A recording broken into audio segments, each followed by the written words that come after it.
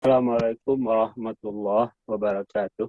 Waalaikumsalam warahmatullahi wabarakatuh. Alhamdulillahi rabbil alamin. Wassalatu wassalamu ala asyrafil anbiya'i wal mursalin wa ala alihi wa ashabihi ajma'in. Ashhadu an la ilaha illallah wahdahu la syarikalah wa ashhadu anna Muhammadan abduhu wa rasuluh la nabiyya ba'dah. Alhamdulillah rabbil alamin.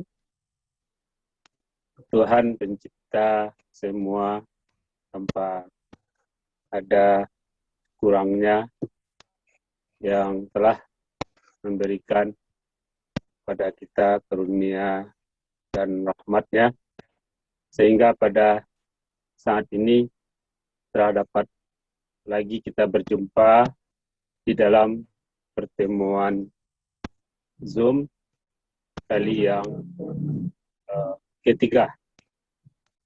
Semoga ini semua menjadi amal saleh hendaknya bagi kita. Amin. Juga semua kita senantiasa di dalam rahmat dan karunia-Nya. Di mana pada pertemuan 2 kali yang lalu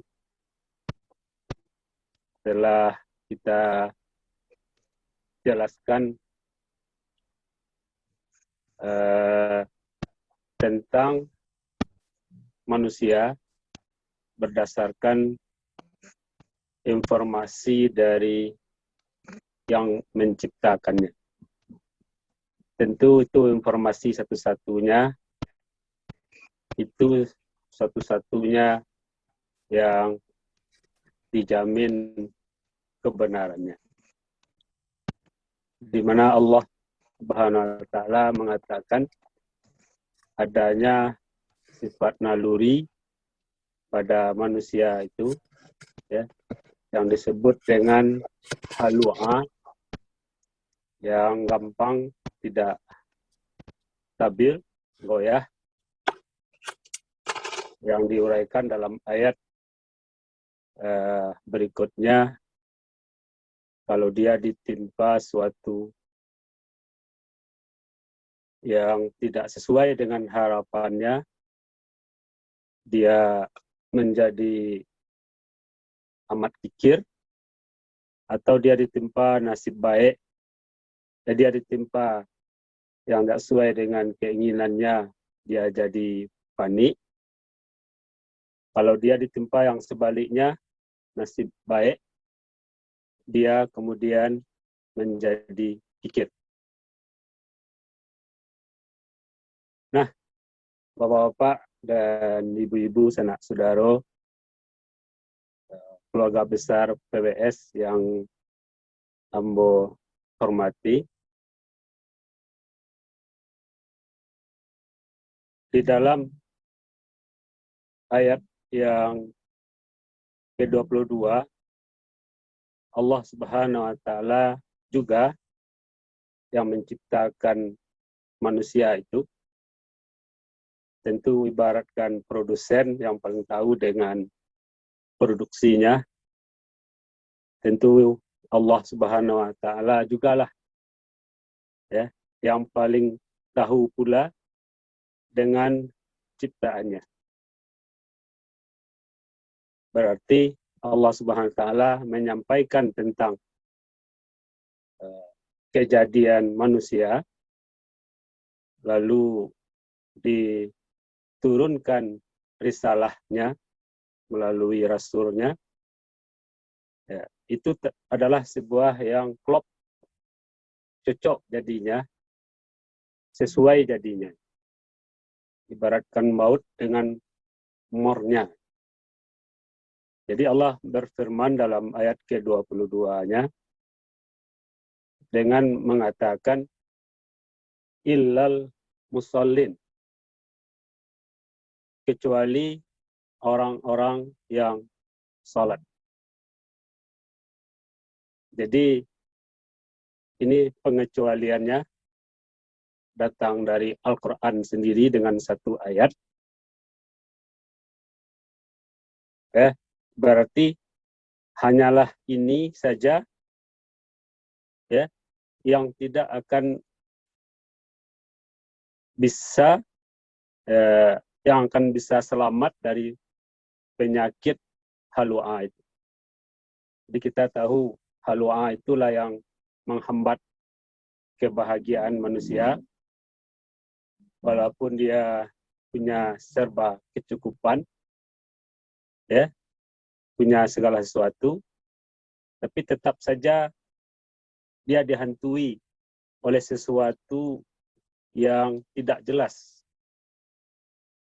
Jadi bahwa memang manusia itu diciptakan oleh Allah. Di dalam Al-Quran banyak sekali disebut ciri-ciri khas naluri bawaan manusia tersebut. Ya, bisa kita lihat lagi di dalam ayat-ayat yang lainnya. Tetapi Bapak dan Ibu-ibu serta sanak saudara yang Ambo hormati, perlu saya tegaskan di sini bahwa menjadi musallin itu adalah untuk mengatasi sifat halua yang merupakan ciri bawaan itu. Ya, kalau nanti sebagai seorang musallin bisa kita lengkapi dengan ciri-ciri yang lengkap, yang utuh, sebagaimana diterangkan dalam ayat-ayat yang berikutnya, bukan saja kita di dunia itu selamat hidup, sukses, walaupun apa yang akan kita jalani, apa yang akan terjadi, namun di akhirat nanti Allah janjikan kepada kita sesuatu yang sangat prestisius, dambaan kita semuanya. Cita-cita hidup ya kita nanti tidak ada lagi di atas itu. Terminal kita nanti itu yaitu sebagai orang yang terhormat, yang mulia, masuk ke dalam surga. Ya. Jadi Bapak dan Ibu-ibu, seolah-olah ini mainan ya. Seolah-olah itu kan tidak sebenarnya ya. Masa cuman dengan melakukan beberapa hal, melengkapi diri dengan beberapa perilaku, lalu dibalas dengan posisi masuk surga dan terhormat itu. Tapi apa hendak kita sebut dan hendak kita katakan Bapak dan Ibu-ibu? Karena ini adalah tertulis di dalam Al-Quran. Kita bisa baca secara bersama-sama. Tidak perlu pula sampai ahli tafsir untuk menjelaskannya.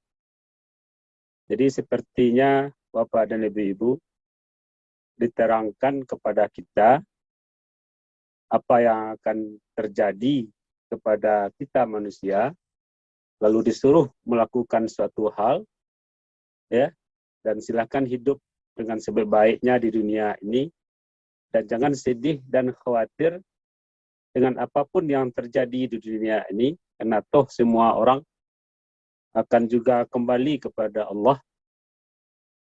Nah, orang-orang yang beriman nanti dengan sukarela, sukacita dan sangat antusias, ya, optimis dalam kembalinya kepada Allah itu. Karena adanya janji Allah kepada mereka, asalkan mereka menjadi orang yang musallin itu, ya kan? Nah, mereka nanti tidak usah merasa apapun, ya kan? Tidak merasa takut apapun. Nah, itulah yang kita lihat dalam surat Al-Ma'arij. Maka artinya Bapak dan Ibu serta sanak saudara yang ambo hormati, acara Zoom kita ini ingin menjelaskan apakah ia salah Allah itu menjanjikan masuk surga dengan posisi yang demikian tinggi itu. Kenapa? Karena seperti kata orang, al-jaza min jinsil amal. Balasan itu sesuai dengan amalnya itu. Jadi tidak mungkin amal besar, lalu tidak mungkin dengan balasan yang besar, lalu bisa dapat ya balasan itu dengan amal yang kecil. Nah, inilah Bapak dan Ibu, karena kita hidup di masa yang penuh keintelektualan, kita ingin menjelaskan Al-Quran ini seperti itu. Ya, sehingga terasa oleh kita, hidup dengan Al-Quran itu mencerdaskan kita. Jadi tidaklah Bapak dan Ibu kita baca Al-Quran, lalu lepas pemahamannya dari kita, kecuali sekedar kita tahu sekedar terjemahan saja. Bapak dan Ibu serta sanak saudara yang ambo hormati, ketika Allah Subhanahu wa taala mengatakan illal musallin, kecuali orang-orang yang salat, jangan kita sampai berpikir bahwa menjadi orang yang musallin itu adalah pilihan biasa. Tapi itu adalah prinsip hidup kita. Kenapa? Karena di dalam surat Al-Mudassir, ya, Allah bertanya ya kepada penduduk neraka Sakar ya, dalam ayat 43, 44 dan 45. Allah menanya kepada orang-orang yang masuk neraka itu, ma salakakum fi sakar? Wahai penduduk neraka, apa yang menyebabkan kalian sampai masuk ke neraka ini? Qalu lam naku minal musallin wa lam naku nut'imul miskin wa kunna nakhudu ma'al khaidin. Apa kata penduduk neraka itu? Kami ini di atas dunia tidaklah orang-orang yang musallin. Kami tidak ikut menganjurkan memberi makan orang-orang miskin, dan kami pun juga suka bicara hal-hal yang batil-batil. Jadi Bapak dan Ibu-ibu, menjadi musallin itu prinsip hidup kita. Ya. Jadi bukan pilihan biasa, tapi sebuah yang mutlak harus ada di dalam diri kita. Jadi ini saya sampaikan supaya jangan ada terbayang sama kita, menjadi musallin itu adalah agar kita jangan sampai kena musibah. Nah, jadi ada orang Bapak dan Ibu yang menarik baginya kajian surat Al-Ma'arij ini, karena nanti kita bisa terhindar dari malapetaka, terhindar dari hal-hal yang tidak baik, yang sial-sial. Nah, bukan begitu. Terhindar dari penyakit atau berbagai keadaan yang tidak kita inginkan. Tidak seperti itu. Kalau itu maksudnya pasti tidak masuk akal. Karena orang yang hidup di atas dunia nggak bisa lepas dari keadaan yang semacam itu. Walaupun bagaimana dia menghindarkan. Walaupun dia menghindarkan diri tidak akan pernah sakit, tapi dia bisa saja dapat kecelakaan mobil misalnya. Ya, jadi kalau soal bagaimana menghindarkan musibah, itu enggak diurus oleh Al-Quran. Karena itu sudah budayanya saja manusia.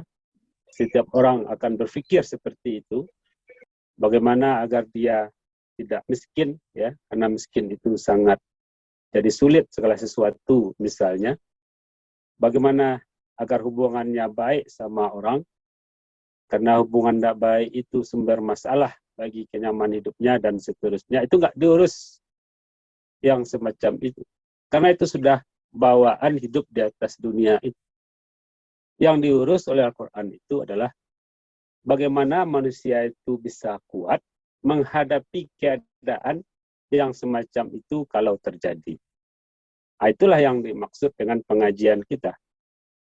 Jadi bukan menghindarkan apa, karena mungkin saja ada di antara kita yang merasa kajian ini tidak masuk akal. Ya, bagaimana kita bisa terhindar dari nasib yang tidak baik, yang sial, bukan begitu.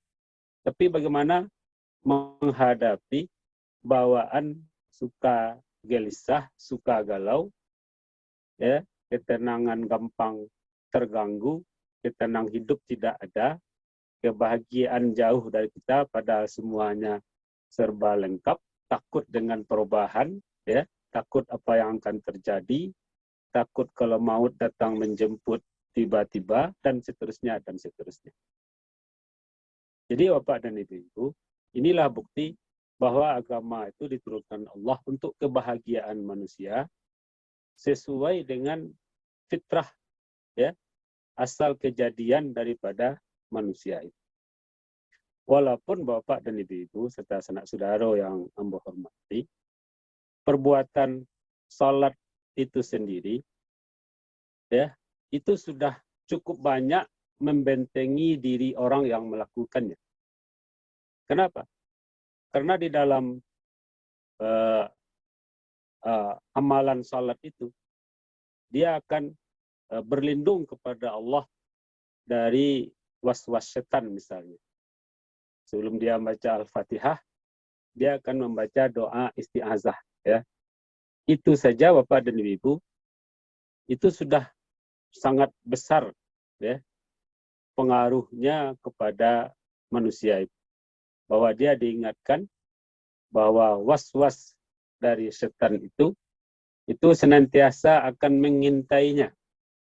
Yang disebut dengan khannas, ya, yaitu yang ketika kita hadapi dia menghindar, tapi kalau kita sedang lengah dia datang lagi.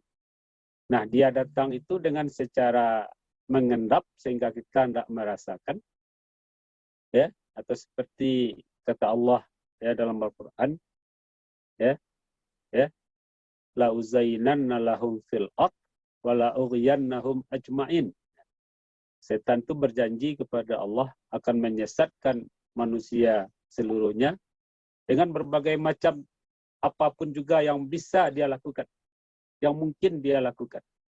Dia akan kerahkan semua orang yang bisa dipengaruhinya di samping mereka makhluk setan itu sendiri, makhluk halus itu, dan dia akan membuat dunia ini seolah-olah sangat terlalu indah, padahal itu cuma bualan dan khayalan belaka. Jadi Bapak dan Ibu, kalau kita tidak tahu bahwa kita ini dibayangi oleh setan, maka kita merasa apapun yang terlintas dalam angan-angan kita, itu semuanya hal-hal yang baik-baik saja. Padahal kita sudah terjebak kepada godaan setan itu. Nah, kita lihat lagi dalam salat itu, Bapak dan Ibu-Ibu, ada jadwal-jadwal yang sesuai dengan kepadatan aktivitas manusia. Kalau manusia itu tahu salat Isya, ya, berjamaah, ya, kemudian dia cepat tidur karena subuh dia akan bangun lagi, ya, kecuali kalau malam itu memang benar-benar ada kegiatan yang mendesak, ya, karena Rasulullah itu nggak suka sudah Isya itu ada kesibukan yang tidak bermanfaat. Nah, itu saja dia sudah terhindar, ya kan, dari susah tidur, ya, akibat dia malam mengisi dengan kegiatan yang tidak bermanfaat. Kemudian dia pagi bangun, ya, dengan udara yang bersih. Nah, kemudian juga jadwal salat zuhur misalnya, asar dan maghrib. Ya. Jadi dengan perbuatan salat itu sudah sangat banyak membantu manusia, ya, bisa kuat, ya, dan stabil hidupnya. Ya. Jadi Bapak dan Ibu serta sanak saudara yang Ambo hormati, kita tekankan dengan kata-kata al-musallin ini, karena kita sudah tahu, seperti pernah kita sampaikan pada pertemuan yang lalu, bahwa salat itu dijemput ke langit oleh Rasulullah dengan peristiwa Isra dan Mi'raj itu. Kemudian cara salatnya sendiri diturunkan malaikat Jibril mencontohkan salat itu.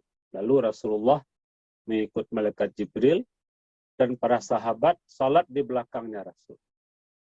Itu kan artinya Bapak dan Ibu-ibu, benar kata Rasulullah, kalau salat itu adalah mi'rajnya orang-orang yang beriman. Ya, atau seperti kata hadis yang lain, salat itu penghubung antara seseorang hamba dengan Rabb-nya. Kalau seseorang merasa terasing dari Tuhannya, ya cepat saja dia mengingat Allah, pergi berwudu, salat, dan dia akan bertemu dengan Allah yang keyakinannya, yang dia imani itu. Artinya Bapak dan Ibu-ibu, perbuatan salat itu sesuatu yang benar-benar sangat luar biasa. Tidak bisa kita bayangkan. Ya, seperti kita sampaikan dulu, tidak ada ibadah apapun namanya agama yang sesempurna salat. Sebelum salat itu kita mesti berwudu pula dulu. Ya. Berwudu itu pun tertulis pula di dalam Al-Quran. Allah pun tidak akan menerima salat seseorang yang tidak berwudu lebih dahulu. Artinya, manusia yang salat itu ya benar-benar sebuah pribadi yang hebat sekali gitu. Tetapi apa yang akan kita jelaskan? Walaupun salat itu demikian rupa keagungannya, namun apabila dibawakan kepada orang yang melakukannya, di sini baru terjadi masalahnya. Jadi yang paling menentukan sebuah keberhasilan itu adalah lebih banyak pelakunya. Walaupun salat itu demikian rupa, demikian agung, ya, sehingga disebut misalnya seseorang yang salat itu seolah bercakap dengan Rabb-nya, atau misalnya Rasulullah mengatakan Allah itu melihat kepada hambanya yang tengah salat itu selama dia tidak melengah ke kanan ke kiri, ya, atau Allah langsung menjawab setiap ayat Al-Fatihah yang dibaca oleh orang-orang yang salat itu, atau hadis misalnya kondisi yang paling dekat manusia itu dengan Tuhannya, yaitu pada saat dia sedang sujud di dalam salatnya. Nah, jadi Bapak dan Ibu-ibu, sangatlah terlalu agung salat itu. Namun, apabila kita bawakan kepada orang yang melakukan, di sini bisa terjadi persoalan. Ya, persoalan adalah ketika orang yang melakukannya tidak sangat serius. Sini. Akhirnya ibadah salat yang tadi kita ceritakan itu terasa kemudian tidak ada apa-apanya, tidak ada pengaruhnya. Nah, itulah makanya ya kan ada ayat, misalnya ayat yang ke-23 Allah mengatakan alladzina hum ala salatihim daimun. Menjadi orang yang musallin tetapi hendaknya membawa ciri-ciri lain ya yang harus lengket kepada seseorang yang musallin itu. Tetapi menjadi musallin itu prinsip ya. Tetapi menjadi musallin saja itu tidak cukup. Karena misalnya ada surat Al-Ma'un yang sama-sama kita hafal, Allah mengatakan fawailun lil musallin. Maka celakalah orang-orang yang salat, alladzina hum an salatihim sahun, alladzina hum yura'un wa yamna'unal ma'un. Nah, misalnya kita jumpa juga dalam ayat yang lain ya orang yang salat itu ya Kalau dia malas, idza qamu ila shalah qamu kusala, ya kan? Itu namanya ciri munafik, ya, sudah ada di dalam dirinya. Atau kalau dia salat, yura'unan nasa wala yazkurunallaha illa qalila. Dia salat, tapi dia salat itu karena ria, dan dia dalam salatnya hanya tidak, ya, serius, tidak mengingat Allah, hanya sedikit saja. Artinya Bapak dan Ibu, seseorang yang musallin, dia harus mengontrol lagi dirinya. Apakah dia, ya, seseorang yang benar keimanannya atau tidak. Nah, ini yang kita maksudkan dulu, ya, risalah agama itu, ya, tidak hanya menerangkan soal syariat, tapi juga sekaligus membawa sebuah metode, manhaj, ya, likullin minhum ja'alna syir'atan wa minhaja. Jadi ketika seseorang yang musallin itu dia gagal khusyuk, misalkan saja Bapak dan Ibu-ibu, ya, dia kan yang seharusnya khusyuk itu didapatkannya, maka dia perlu bercermin kepada keimanannya. Apanya yang salah sama dirinya? Apakah keimanannya, apakah pemahamannya? Ya, ketika misalnya Rasulullah mengatakan salat itu harus berjamaah, ya, karena Rasulullah itu selama hidup tidak pernah meninggalkan berjamaah itu, ya, di masjid dan di awal waktu, ya, ini kan sunnah, ya, salat berjamaah di awal waktu berjamaah, kemudian dia tidak melakukan semacam itu. Nah, inilah Bapak dan Ibu-ibu, dia harus bercermin kepada dirinya. Kalau dia tahu itu sunnah Rasulullah, kenapa tidak dia lakukan? Tandanya harus dia evaluasi, ya, dia koreksi lagi soal keimanan dan kepatuhannya kepada Allah dan Rasulnya. Begitu pula Bapak dan Ibu-ibu, ketika Rasulullah mengatakan sallu kama ra'aitumuni usalli, salatlah kalian sebagaimana kalian melihat aku salat, maka seorang yang musallin itu akan mengurus kembali salatnya. Akan dia baca lagi hadis-hadis tentang salat itu. Walaupun misalnya salatnya itu sudah betul, benar, sudah tepat sesuai dengan sunnah, tapi harus dia rasakan di dalam dirinya bahwa dia sekarang salat karena mengikut sunnah, karena cintanya kepada Rasulullah. Dia berjamaah ke masjid, dia di awal waktu, ya, itu karena sunnahnya Rasul. Nah, karena apa? Karena mendapatkan kecintaan Allah itu adalah dengan cara mengikuti sunnah Rasul Shallallahu Alaihi Wasallam.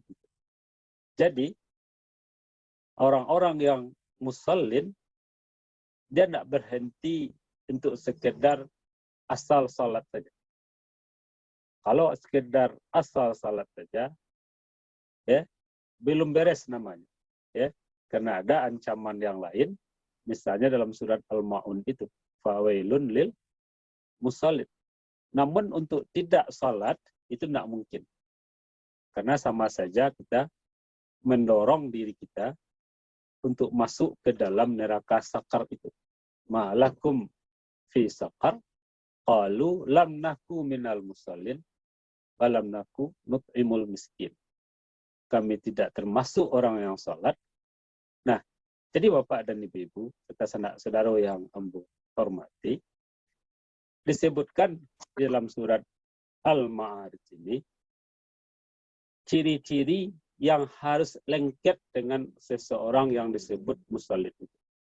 Di mana nanti terminal akhir menantinya, kalau dia sanggup melengkapi dirinya dengan semua sifat dan perilaku itu. Nah, dijelaskan, ya, di dalam ayat yang ke-23, nah ini tambahan ayat yang akan kita baca pada pertemuan Zoom kita yang ketiga ini, Allah mengatakan alladzina hum ala salatihim daimun. Nah, ya. Ini kita harus agak tenang sedikit Bapak dan Ibu. Tidak boleh buru-buru untuk menjelaskan ayat ini. Kenapa? Karena kita melihat teks Al-Quran, membaca teks Al-Quran. Ayat Al-Quran itu Bapak dan Ibu disebut oleh ulama Jawami'ul Kalam. Ya, maksudnya apa? Kata-katanya hanya sedikit, tetapi isinya sangat panjang lebar sekali. Nah, mari kita lihat Bapak dan Ibu, saudara-saudara yang Ambo hormati.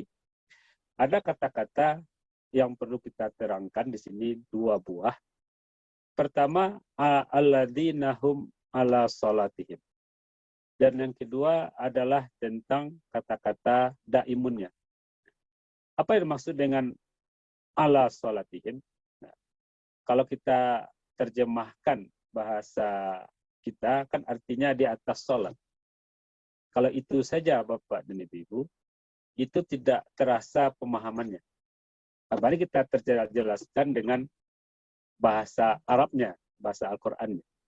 Apa yang dimaksud dengan ala salatihim?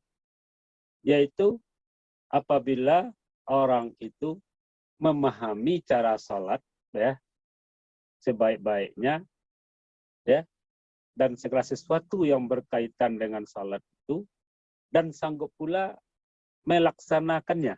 Nah, itu yang dimaksud dengan ala salatihim itu. Jadi nggak disebut orang ala salatihim kalau tidak ada berilmu tentang salat.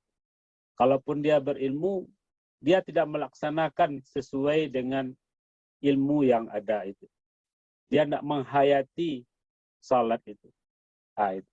Jadi orang yang ala salatihim, ya, orang yang melaksanakan salat, ya, sehingga dia bisa mengerjakan salat itu sebaik-baiknya. Ya, disebut dalam bahasa Arab, ala itu artinya adalah al-isti'la. Apa itu al-isti'la? Dia menguasai persoalannya. Jadi, artinya orang yang musallin itu orang yang paham betul, ya, sadar betul, ya, dan menghayati betul salatnya itu.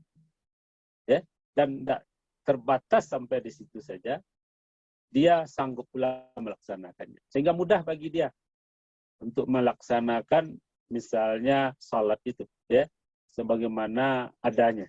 Nah, itu. Jadi Bapak dan Ibu-ibu, kembali kita koreksi diri kita, ya, ayat ini, ya, menyuruh kita untuk belajar kembali tentang salat itu. Apakah kita sudah berilmu, ya, sudah menghayati dan sudah mengamalkan pula. Nah, itu yang pertama kita jelaskan.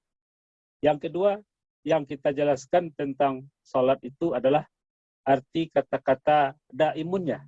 Ya, dijelaskan oleh Ustaz Andi tadi, ya, dikerjakan terus-menerus, ya, sesuai dengan waktunya. Tetapi kita berhadapan dengan kelabilan manusia. Ya. Ya.